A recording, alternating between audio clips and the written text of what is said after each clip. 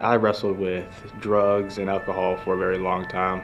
My second semester of my freshman year of college, I was depressed to the point where I almost flunked out of school. I almost committed suicide just because I was looking for answers. One vivid night was sometime in February of 2014, and I thought that it would be a good idea to try acid. And so I tried it with some of my friends, and I remember sitting there and I'm looking at one of my friends and just bawling. And just asking him the question, how can God love me? How can God love me, and why would he want to give me joy and peace when I'm just kind of throwing it in his face? So there was a guy who was a campus outreach staff named Mike, and he had been sharing me for about 7 months at this point, and I had completely blown him off. And so in this moment of loneliness where I'm laying in my bed, and I have a ton of friends who I can reach out to, but something was telling me there hasn't been a friend that I have known who has tried to intentionally love me the way that Mike did. So when I got lunch with Mike, and he kind of just laid the gospel before me one more time, and for some reason it just clicked.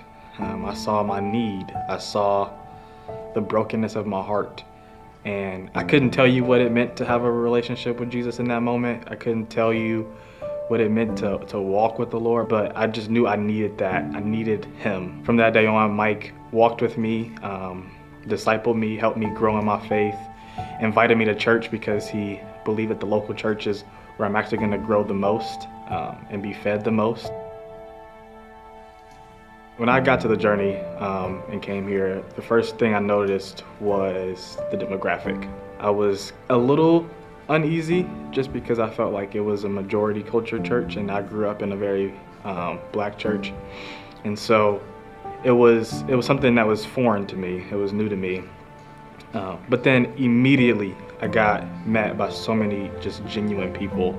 It didn't feel as if they were like, oh, I have to go talk to this guy, like I'm being burdened to talk to this guy. And it wasn't like they're asking me all these deep questions where it just feels like very surfacey. It just felt like, hey, they're just saying hi. And then I meet Curtis. He kind of had an idea of who I was, but when he met me, it just felt like he's inviting me into this family, inviting me into this this body, and that feeling of I'm at a place here, like immediately just left. I didn't feel like, oh, this is a majority culture church where I don't belong. No, it's like, no, this is a body of believers who want to help me grow. And I was very young.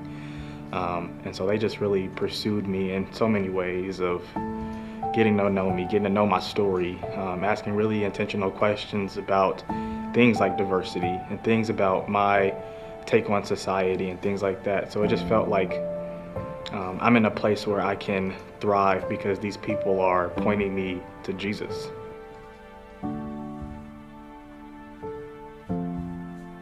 A lot of minority students and minority people in America feel like Christianity is majority culture's religion, that it is not for them, at least the actual gospel, the real who Jesus is gospel. A lot of it was tainted by prosperity or legalism. And so I just saw a big need, and a lot of my friends that I saw who were around me were believing a gospel that just wasn't true because that's just what they heard. And so I knew that Campus Outreach had a grasp on conveying the gospel the way I believe it should be conveyed. And so God put on my heart to just latch on to Campus Outreach as a vehicle to take his gospel to the ends of the world.